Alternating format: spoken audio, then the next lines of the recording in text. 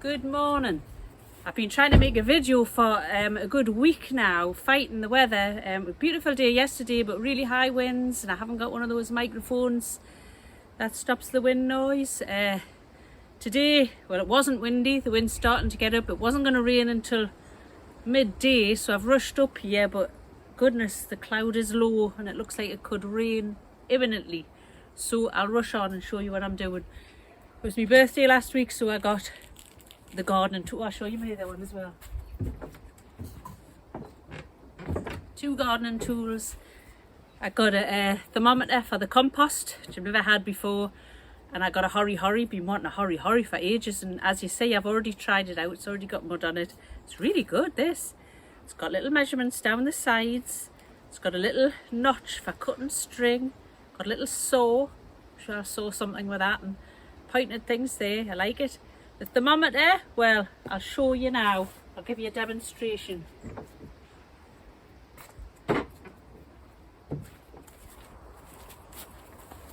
This compost, we've just recently piled it up and set it going, so I've got a little gap in there. I'm going to stick it in.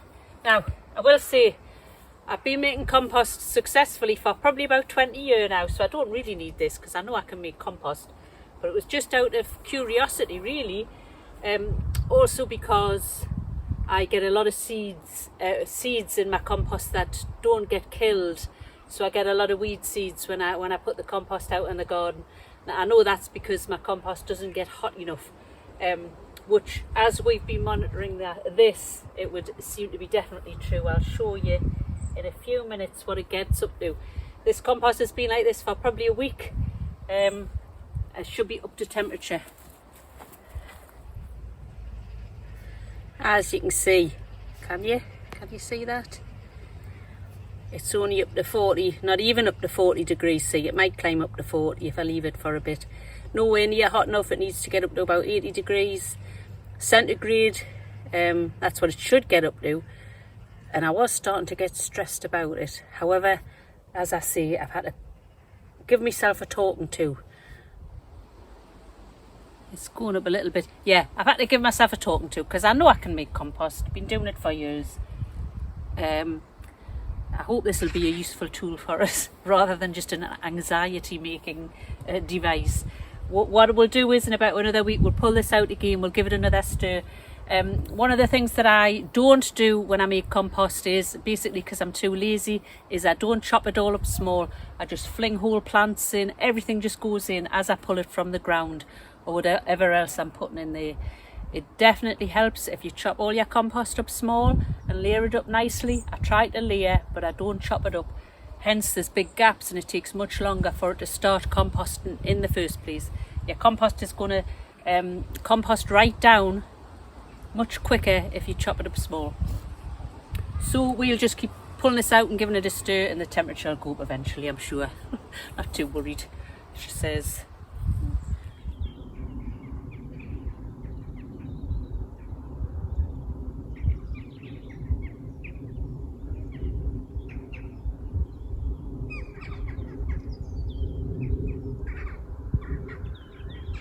I've just popped into the greenhouse. I haven't been in for a few days, so I just thought I'd show you my little experiments that I've been conducting. This is the geraniums that I took cuttings off. My old geranium plants had grown big and woody. I'd been overwintering them in the greenhouse for about 4 years maybe consecutively, and they didn't do very well at all this year. So I've decided to take cuttings, took me instructions off Bill and Val, and they've worked. I think they've all taken. Yeah, all 9 have taken, and look at that. There's even one that's flowering, but I'm just going to take that flower off because I don't think that's going to be very good for it. So yeah, I'm hopeful that there's another little flower bud on there. They're really, I think it's been so mild, that's the thing. Here's more flowers. I'll take those all off, and hopefully they are going to overwinter and give me some nice fresh vigorous geranium plants next year. Oh, my greenhouse is horrendously untidy. I'm just gonna have to tidy it up. This is the chillies that I cut them down just as you see, the little nubs, and planted them in nice little pots. I'm hoping to overwinter these so that I don't have to grow chillies from start next year and give them a really good head start. And I might get a better crop. I did all right this year. It was my first time growing them. So yeah, these have started sprouting leaves as well. Now I'm not too sure whether I should take those leaves off or not. But I think I'll just leave them. And when it gets colder, I will take them into the house. It's very warm here now. It's really mild. It's about 14 degrees. Northeast of England, we tend not to get a frost until December, early December. So I don't have to worry about them for a while. I've lost 2 of them. There was some kind of mould. I'll get rid of them. But the rest are doing well. This is our stray cat. Come on. Hello. He comes to be fed. Yeah. We thought he was a girl initially, so his name's Pamela. Come on.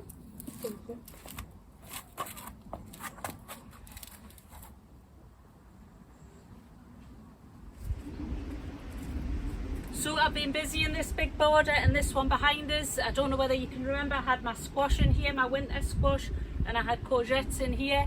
They're all out now, on the compost, decomposing down. And I've put in the garlic, the onion sets, and I've put my broad bean seeds into this one. So I'm very happy to see that the garlic is already sprouting. I'm amazed that it's sprouted so fast because I only put it in, I think, last week, and it's shooting away. Must be due to the warm weather, the mild weather that we're getting.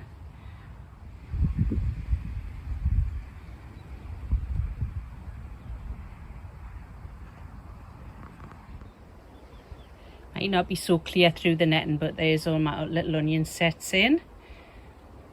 And as you see, as usual in my allotment, I've got masses of little nasturtium seedlings. Not expecting them to come to much at this time of year, but if they start to grow, I'll have to get under there and pull them out. And the net, oh, it's getting nasty now. It's definitely changing. I think we're going for a little bit of a storm. Just thought I'd show you which varieties I planted. The garlic were Sativum Casablanca, and Germador was another variety I planted. Planted quite a lot of garlic this year because I didn't have enough last year.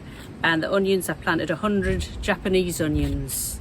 I've also got onion seeds this year, which I said I was going to try, so I'm going to, well, for next year I'm going to try them as well. Quite where I'll fit them, I don't know. Well, I don't know about you, but at this time of year, the greenhouse is an absolute tip, and now the shed is also a major tip. So I've got to get on top of them, do some tidying up, but not today. What I want to do today is, got a whole pile of seeds that I've been collecting. I'm trying to be more diligent about collecting seeds this year. You know, we know what happened in 2020. Nobody could get hold of any seeds, and who knows when something like that's going to happen again. So I think just getting into the habit of collecting your own seeds is a good practice, just to be sure. So I've got quite a few saved up here, and I've got my little seed packets. And as usual, does anybody else have this problem? The problem of the disappearing Sharpie. Doesn't matter how many Sharpies I buy, they all disappear. Makes me mad, I tell you. Anyway, I've got a biro, that'll have to do. So, what I've got in here. Firstly, these are onion seeds, spring onion seeds. I let my spring onions, or a few of them, just go. I think it was from the year before last. I'd planted them late on in the season, and then they came up this year and flowered, and they were most beautiful, huge allium flowers, as you would buy in the garden centre for your actual flowering garden. And I've let them go to seed and saved all the seed for them.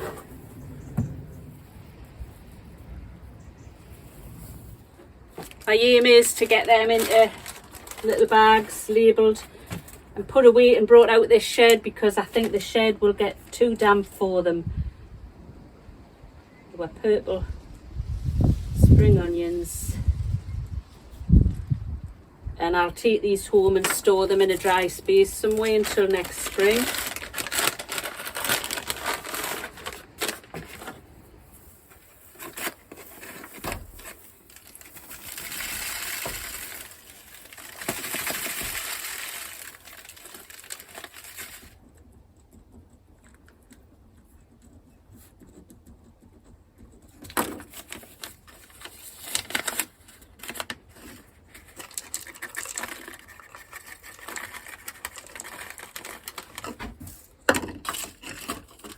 These are the sweet pea pods that I'd saved a while ago. My sweet peas actually didn't do very well. They don't seem to do well up here at the allotment. I think the site is a bit exposed.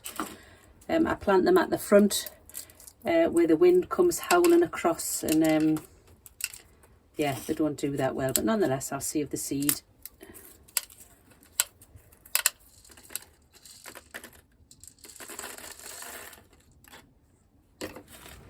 Got some borage seeds. See, I wouldn't normally save borage seeds. They self-seed quite happily on their own, but I've saved these for a friend. She wanted some for our garden. So they're still in the little husks. So I've got to sort them out. And then after that, I've got a great big thing of calendula seeds. Again, they seed themselves quite happily all over the allotment. We've had masses of them this year. But I had wanted calendula for years and never somehow been able to get a hold of it or get it to grow, and now I've got the hang of it. I really don't want to find myself without it again, and I can always share some seed if needs be as well.